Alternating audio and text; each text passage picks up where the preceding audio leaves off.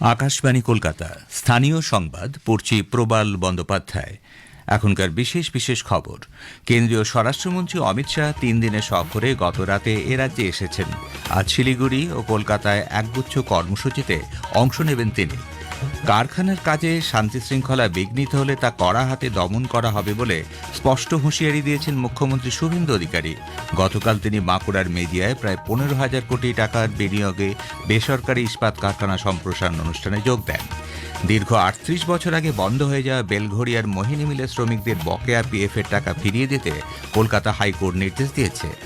মুর্শিদাবাদে পুলকারে ট্রেনের ধাক্কায় নিহত 5 জনের পরিবার পিছু রেল মন্ত্রকের পক্ষ থেকে 10 লক্ষ এবং রাজ্য সরকারের পক্ষ থেকে 5 লক্ষ টাকা করে আর্থিক সহায়তার ঘোষণা।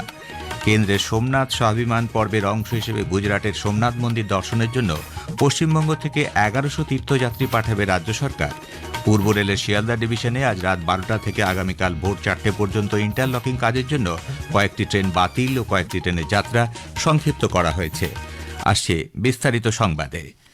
কেন্দ্রীয় স্বরাষ্ট্রমন্ত্রী অমিত শাহ 3 দিনের পশ্চিমবঙ্গ সফরে গতরাতে বাগডোগরা পৌঁছেছেন। আজ উত্তরবঙ্গের 2টি বিএসএফ ক্যাম্প পরিদর্শন করবেন তিনি। যোগ দেবেন প্রহরী সম্মেলনে। দুপুরে উত্তরকন্যাতে উত্তরবঙ্গের সীমান্তবর্তী এলাকাগুলি নিয়ে একাধিক বৈঠকের কর্মসূচি রয়েছে তার। বৈঠকে সীমান্ত নিরাপত্তা নিয়ে আলোচনা হবে বলে খবর। মুখ্যমন্ত্রী ছাড়াও রাজ্য প্রশাসনের শীর্ষ কর্তারা সেখানে উপস্থিত থাকবেন। বৈঠক সেরে আজ সন্ধ্যায় তিনি কলকাতায় আসবেন। সফরের দ্বিতীয় পর্যায়ে আগামীকাল স্বরাষ্ট্রমন্ত্রী রাজ্যের আইন শৃঙ্খলা পরিস্থিতি নিয়ে পুলিশের শীর্ষ আধিকারিকদের সঙ্গে বৈঠক করবেন। জাতীয় গ্রন্থাগার একটি অনুষ্ঠানে তার যোগ দেওয়ার কথা রয়েছে। সেই সঙ্গে বিশ্ব বাংলা কনভেনশন সেন্টারে আমুল প্ল্যান্টের আনুষ্ঠানিক শিলান্যাস অনুষ্ঠানেও অংশ নেবেন কেন্দ্রীয় স্বরাষ্ট্রমন্ত্রী। পশ্চিমবঙ্গের নতুন সরকার গঠিত হওয়ার পর রাজ্যে শিল্প স্থাপনে বিশেষ গুরুত্ব দেওয়া হয়েছে। এরই অঙ্গ হিসেবে বাঁকুড়ার মেজিয়ায় মুখ্যমন্ত্রী শুভেন্দু অধিকারী গতকাল একটি বেসরকারি ইস্পাত কারখানার নতুন ইউনিটের সম্প্রসারণের ভিত্তিপ্রস্তর স্থাপন করেন। প্রায় 15,000 কোটি টাকার বিনিময়ে এই সম্প্রসারণের ফলে প্রত্যক্ষ ও পরোক্ষভাবে প্রায় 10,000 মানুষের কর্মসংস্থানের সুযোগ সৃষ্টি হবে। এই কারখানাকে কেন্দ্র করে একাধিক অনুসারী শিল্প গড়ে ওঠার সম্ভাবনা রয়েছে। মুখ্যমন্ত্রী বলেন, পরপর বেশ কয়েকটি শিল্প কারখানা রাজ্য জুড়ে গড়ে উঠবে। 100 কোটি টাকার বেশি লগ্নির ক্ষেত্রে বিনিয়োগকারীদের পঞ্চায়েত বা পুরসভার কাছে যেতে হবে না। কারখানার গেটে তালা ঝোলানো হলে হাজতবাস করতে হবে বলে স্পষ্ট হুঁশিয়ারি দেন তিনি। সিন্ডিকেট রাজ, তোলাবাজি, রাস্তায় গাড়ি নিয়ে বেরোলে হাত পাততো, গুন্ডা ট্যাক্স, কি অবস্থা করে রেখেছিলেন আপনারা। আইন শৃঙ্খলাকে ঠিক করতে হবে।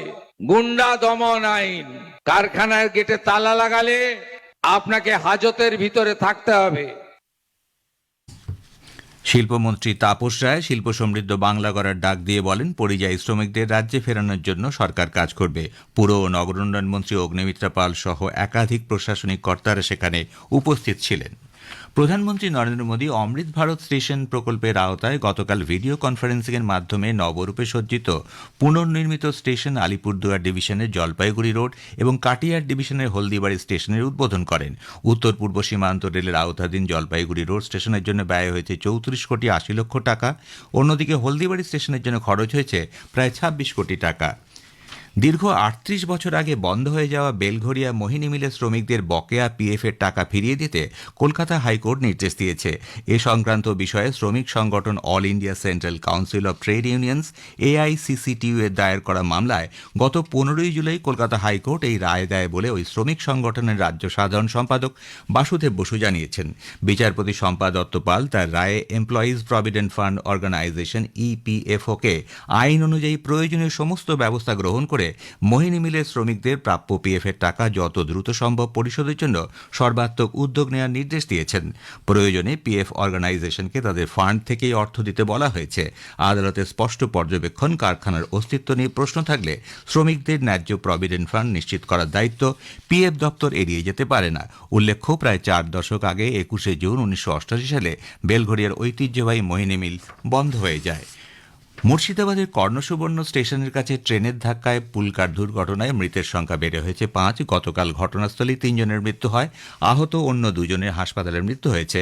রেলের পক্ষ থেকে জানানো হয়েছে, নিহতদের নিকট আত্মীয়দের 10 লক্ষ টাকা ও গুরুতর আহতদের 2.5 লক্ষ এবং স্বল্প আহতদের 50,000 টাকা আর্থিক সহায়তা দেওয়া হবে। রাজ্য সরকারের পক্ষ থেকে নিহতদের পরিবার পিছু 5 লক্ষ দেওয়ার কথা ঘোষণা করা হয়েছে। দুর্ঘটনায় গভীর শোক প্রকাশ করেছেন রেলমন্ত্রী অশ্বিনী বৈষ্ণব। মুখ্যমন্ত্রী শুভেন্দু অধিকারীও এই মর্মান্তিক মর্মান্তিক ঘটনায় গভীর শোক প্রকাশ করেছেন। ক্ষতিগ্রস্ত পরিবারগুলিকে সব ধরনের সহায়তা করার জন্য জেলা প্রশাসনকে নির্দেশ দেওয়া হয়েছে বলে সমাজ মাধ্যমে তিনি জানিয়েছেন। এই ঘটনায় অভিযুক্তদের বিরুদ্ধে কঠোর ব্যবস্থা নেওয়ার জন্য প্রশাসনকে নির্দেশ দেওয়া হয়েছে বলেও তিনি জানান। মুর্শিদাবাদের বিধায়ক মন্ত্রী গৌরীশঙ্কর ঘোষ গতকাল হাসপাতালে গিয়ে আহতদের শারীরিক অবস্থার খোঁজখবর নেন। তিনি বলেন, সরকার ক্ষতিগ্রস্ত পরিবারগুলির পাশে দাঁড়াবে এবং সব রকমভাবে সাহায্য করবে। এখানে সমস্ত প্রশাসনের পক্ষ থেকে, ডক্টরসদের পক্ষ থেকে সমস্ত রকমের ব্যবস্থা নেওয়া হয়েছে। যুদ্ধকালীন তৎপরতায় সমস্ত পরিষেবা দেওয়া হচ্ছে। তো যারা চলে গেছে তাদের তো আর ফিরিয়ে আনা যাবে না। সরকারের পক্ষ থেকে অবশ্যই ঘোষণা করা হয়েছে, আপনারা জানেন, রেল মন্ত্রকের পক্ষ থেকে 10 লক্ষ টাকা, এবং আমাদের মাননীয় মুখ্যমন্ত্রী শুভেন্দু অধিকারী মহাশয় তিনিও রাজ্য সরকারের পক্ষ থেকে 5 লক্ষ টাকা ক্ষতিপূরণ ঘোষণা করেছেন। এবং যারা ইনজিওর্ড তাদের রাজ্য সরকারের পক্ষ থেকে সম্পূর্ণ দায়িত্ব নেওয়া হয়েছে তাদের সুস্থতার জন্য। সঙ্গে সেন্ট্রাল গভর্নমেন্টের পক্ষ থেকেও তাদের 2.5 লক্ষ টাকা ঘোষণা করা হয়েছে যারা আহত। স্থানীয় সংবাদ শুনছেন আকাশবাণী কলকাতা কেন্দ্র থেকে। কেন্দ্রের সোমনাথ স্বাভিমান পর্বের অংশ হিসেবে গুজরাটের সোমনাথ মন্দির দর্শনের জন্য পশ্চিমবঙ্গ থেকে 1100 তীর্থযাত্রী পাঠানোর সিদ্ধান্ত নিয়েছে রাজ্য সরকার। তীর্থযাত্রী নির্বাচনের ক্ষেত্রে নিরপেক্ষতা ভারসাম্য বজায় রাখতে হবে বলে জানিয়ে তথ্য ও সংস্কৃতি দপ্তরের সচিব সৌমিত্র মোহন কলকাতা পুরসভার কমিশনার ও সব জেলা শাসককে লিখিত নির্দেশ দিয়েছেন। তীর্থযাত্রীদের যাতায়াতের খরচ রাজ্য সরকার বহন করবে বলে জানানো হয়েছে। যাত্রী নির্বাচনের ক্ষেত্রে প্রবীণ নাগরিকদের অগ্রাধিকার দেওয়ার কথা বলা হয়েছে।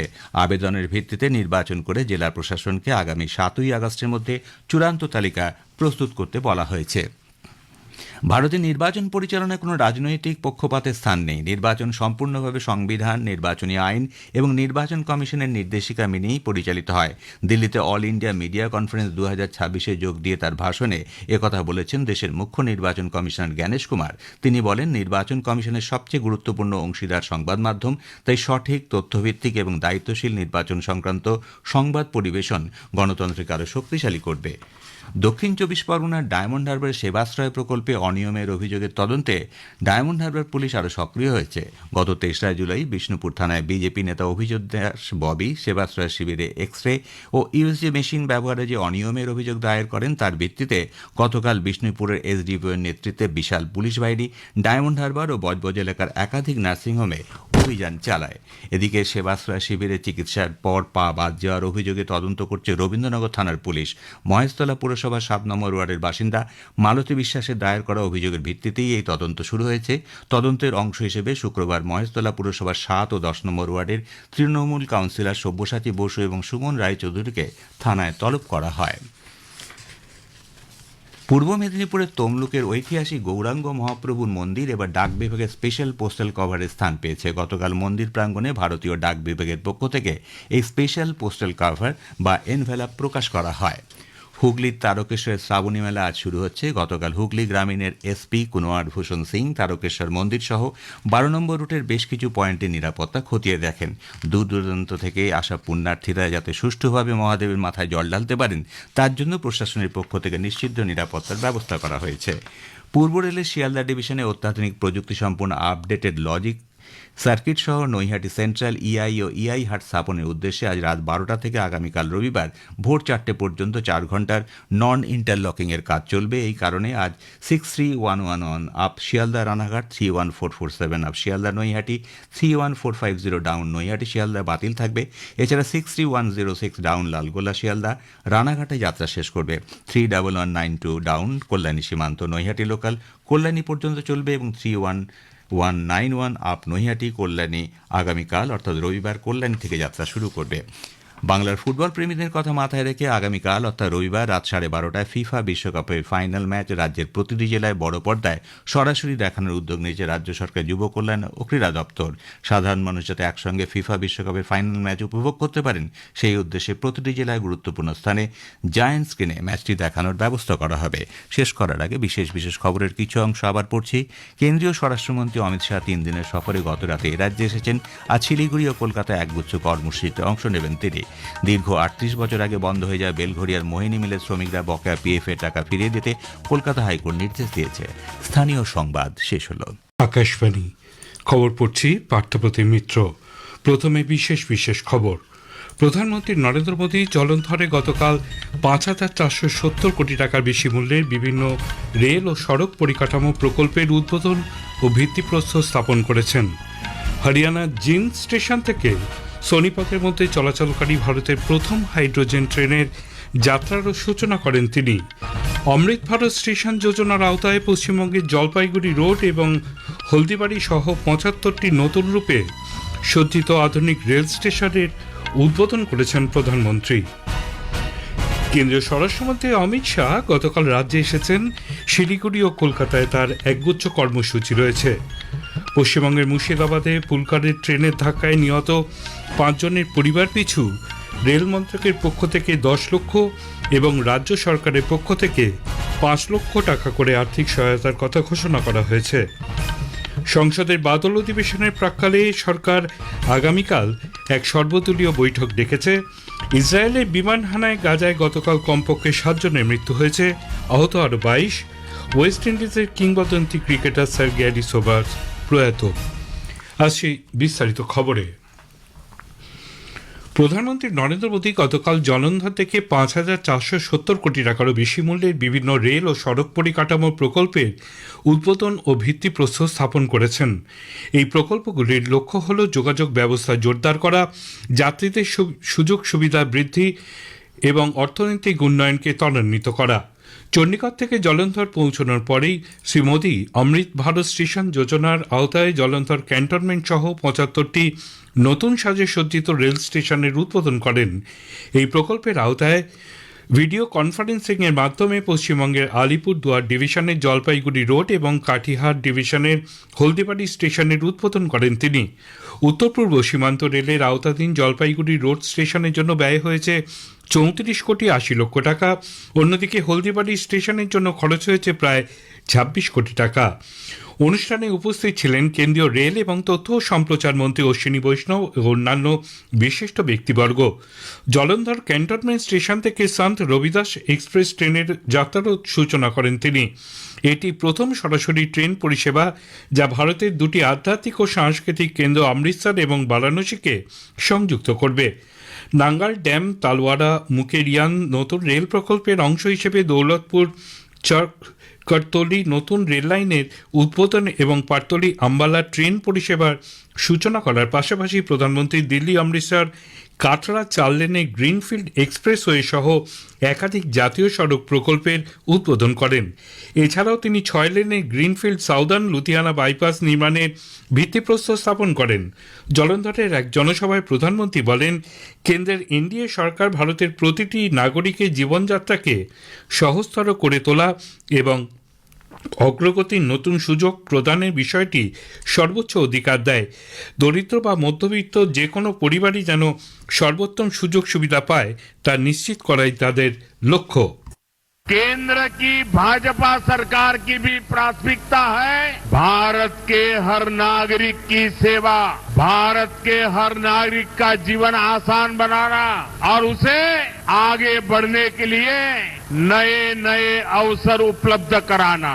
और इसलिए हम नागरिक देवो भव इस मंत्र पर चल रहे हैं। गरीब हो, मिडिल क्लास हो, ऐसे हर परिवार को बेस्ट से बेस्ट सुविधा मिले, ये हमारा प्रयास है।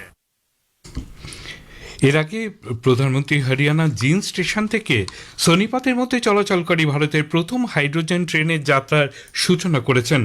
সম্পূর্ণ দেশীয় প্রযুক্তিতে পরিবেশ বান্ধব এই ট্রেনটি তৈরি করা হয়েছে। এর ফলে ভারত, জার্মানি, জাপান, চীন এবং মার্কিন যুক্তরাষ্ট্রের মতন দেশগুলির সঙ্গে হাইড্রোজেন চালিত ট্রেন ব্যবহারকারী দেশগুলির সঙ্গে একই তালিকায় অন্তর্ভুক্ত হল।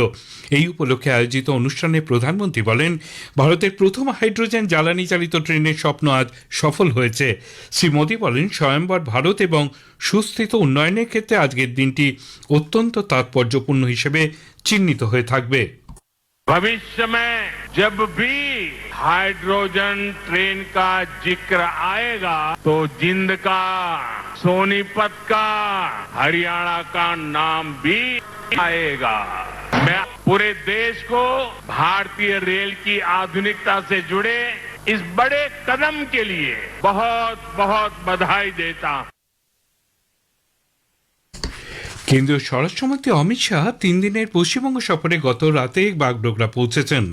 আজ উত্তরবঙ্গের 2টি বিএসএফ ক্যাম্প পরিদর্শন করবেন তিনি। যোগ দেবেন প্রহরী সম্মেলনে।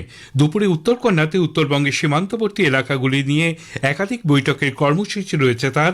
বৈঠকে সীমান্ত নিরাপত্তা নিয়ে আলোচনা হবে বলেও খবর। মুখ্যমন্ত্রী ছাড়াও রাজ্য প্রশাসনের শীর্ষ কর্তারা সেখানে উপস্থিত থাকবেন। বৈঠক সেরে আজ সন্ধ্যায় কলকাতায় আসবেন শ্রী শাহ। আলিপুরে সৌজন্য অতিথি আবাসে পৌঁছে সেখানে রাত্রিবাস করবেন। এরপর সফরের দ্বিতীয় পর্যায়ে আগামীকাল স্বরাষ্ট্রমন্ত্রী রাজ্যের আইন শৃঙ্খলা পরিস্থিতি নিয়ে পুলিশের শীর্ষ আধিকারিকদের সঙ্গে বৈঠক করবেন। জাতীয় গ্রন্থাগারে একটি অনুষ্ঠানে তার যোগ দেওয়ার কথা রয়েছে। সেই সঙ্গে বিশ্ব বাংলা কনভেনশন সেন্টারে আমূল প্লান্টের আনুষ্ঠানিক শিলান্যাস অনুষ্ঠানেও অংশ নেবেন কেন্দ্রীয় স্বরাষ্ট্রমন্ত্রী। কেন্দ্রীয় সড়ক ও পরিবহন মহাসড়ক মন্ত্রী নীতিন গডকরি ও মহারাষ্ট্রের মুখ্যমন্ত্রী দেবেন্দ্র ফডনবিস আজ যৌথভাবে পুনাতে 3টি জাতীয় মহাসড়ক প্রকল্পের শিলান্যাস করবেন। 3টি প্রকল্পের মধ্যে রয়েছে খারাদি জংশন থেকে সিরুর বাইপাস পর্যন্ত 6 লেনের 53 কিলোমিটারের সড়ক, হাদাপসার থেকে জাবাতের মধ্যে 30.05 কিলোমিটার এবং তালেগাঁও চাকান শিকরাপুর পর্যন্ত 54 কিলোমিটারের সড়ক। এই সড়ক প্রকল্প রূপায়িত হলে যোগাযোগ ব্যবস্থার উন্নতির পাশাপাশি ভ্রমণের সময় এই যানজট কমবে, পাশাপাশি পুনা অঞ্চলের অর্থনৈতিক উন্নয়নও সম্ভব হবে। পশ্চিমবঙ্গে মুর্শিদাবাদের কর্ণ সুবর্ণ স্টেশনের কাছে ট্রেনের ধাক্কায় পুলকার দুর্ঘটনায় মৃতের সংখ্যা বেড়ে হয়েছে 5। গতকাল ঘটনাস্থলেই 3 জনের মৃত্যু হয়, আহত অন্য 2 জনের হাসপাতালে মৃত্যু হয়েছে। রেলের পক্ষ থেকে জানানো হয়েছে নিহতদের নিকট আত্মীয়দের 10 লক্ষ টাকা ও গুরুতর আহতদের 2.5 লক্ষ এবং স্বল্প আহতদের 50,000 টাকা আর্থিক সহায়তা দেওয়া হবে। রাজ্য সরকারের পক্ষ থেকেও নিহতদের পরিবার পিছু 5 লক্ষ টাকা দেওয়ার কথা ঘোষণা করা হয়েছে। দুর্ঘটনায় গভীর শোক প্রকাশ করেছেন রেলমন্ত্রী অশ্বিনী বৈষ্ণব। মুখ্যমন্ত্রী শুভেন্দু অধিকারীও এই মর্মান্তিক ঘটনায় গভীর শোক প্রকাশ করেছেন। আমাদের পক্ষ থেকে পরিবারকে সমবেদনা জানানো, পাশে থাকা এবং ওই গেটম্যানকে গ্রেপ্তার করা হয়েছে। আমি পুলিশকে বলেছি ও ইনটক্সিকেট ছিল কিনা তার মেডিকেল করাতে। রেলের পক্ষ থেকেও তারা ব্যবস্থা নিচ্ছেন। এটা একদম কমপ্লিটলি হিউম্যান এরর, মানুষের ভুলের জন্য হয়েছে। তো একবারে ফুলের মতো বাচ্চাগুলো মারা গেছে। It's a very painful. আমাদের এই খবর শুনছেন আকাশবাণী থেকে। সরকার সংসদের আসন্ন বর্ষাকালীন অধিবেশনের আগে আগামীকাল এক সর্বদল বৈঠক ডেকেছে। এই বৈঠকে সরকার সংসদের উভয় কক্ষের অধিবেশন সুষ্ঠুভাবে পরিচালনার জন্য সমস্ত রাজনৈতিক দলের সহযোগিতা চাইবে বলে মনে করা হচ্ছে। উল্লেখ্য, আগামী সোমবার 20 জুলাই থেকে সংসদের বাদল অধিবেশন শুরু হবে এবং আগামী মাসে 13 তারিখ পর্যন্ত চলবে। এবারের অধিবেশন সরকারের পক্ষে বেশ কয়েকটি গুরুত্বপূর্ণ বিল আনা হবে বলে জানা গেছে। রাষ্ট্রপতি দ্রৌপদী মুর্মু এই মাসের 19 থেকে 25 তারিখ পর্যন্ত মলদোভা, নর্থ মেসোডোনিয়া এবং রোমানিয়া সফরে যাচ্ছেন। দিল্লিতে সাংবাদিক সম্মেলনে বিদেশ মন্ত্রকের সচিব সিবি জর্জ জানান, সংশ্লিষ্ট দেশগুলির রাষ্ট্রপতিদের আমন্ত্রণে এই সফর। তিনি বলেন, মলদোভা ও নর্থ মেসিডোনিয়ার রাষ্ট্রপতি এটি প্রথম দ্বিপাক্ষিক সফর। এই সফরের মধ্য ও পূর্ব ইউরোপের সঙ্গে ভারতের ক্রমবর্ধমান ঘনিষ্ঠতার প্রতিফলন এবং ইউরোপীয় ইউনিয়নের সঙ্গে ভারতের কৌশলগত অংশীদারিত্ব এর ফলে আরও দৃঢ় হবে বলে সিবি জর্জ মত প্রকাশ করেন। গাজায় গতকাল ইসরায়েলের বিমান হানায় কমপক্ষে 7 জনের মৃত্যু হয়েছে, আহত আরও 22 জন। নুসিরাত শরণার্থী শিবির সংলগ্ন আওদা হাসপাতাল হতাহতের সংখ্যা নিশ্চিত করেছে। তবে ইসরায়েলের সেনাবাহিনীর পক্ষ থেকে এই হামলার বিষয়ে কোনো মন্তব্য করা হয়নি। ওয়েস্ট ইন্ডিজের কিংবদন্তি ক্রিকেটার স্যার গ্যারি সোবার্স গতকাল 89 বছর বয়সে প্রয়াত হয়েছেন। ক্রিকেট ইতিহাসে সর্বকালের সেরা অলরাউন্ডার এবং সবচেয়ে প্রতিভাবান ক্রিকেটার হিসেবে ব্যাপকভাবে সমাদৃত সোবার্স বাঁহাতি অর্থোডক্স ও রিস্ট স্পিনে 2 ধরনের বোলিংয়েই পারদর্শী ছিলেন তিনি। সেই সঙ্গে ফিল্ডার ও ক্লোজিং ক্যাচার হিসেবেও ছিলেন অসাধারণ। 1954 থেকে 1974 সাল পর্যন্ত ওয়েস্ট ইন্ডিজের হয়ে 93টি টেস্ট খেলেছেন সোবার্স। শেষ করার আগে খবরের বিশেষ অংশ আরেকবার। প্রধানমন্ত্রী নরেন্দ্র মোদী জলন্ধরে গতকাল 5,470 কোটি টাকার বেশি মূল্যে বিভিন্ন রেল ও সড়ক পরিকাঠামো প্রকল্পের উদ্বোধন ও ভিত্তিপ্রস্তর স্থাপন করেছেন। কেন্দ্রীয় স্বরাষ্ট্রমন্ত্রী অমিত শাহ গতকাল রাজ্যে এসেছেন। শিলিগুড়ি ও কলকাতায় তার একগুচ্ছ কর্মসূচি রয়েছে। খবর এখনকার মতো শেষ হলে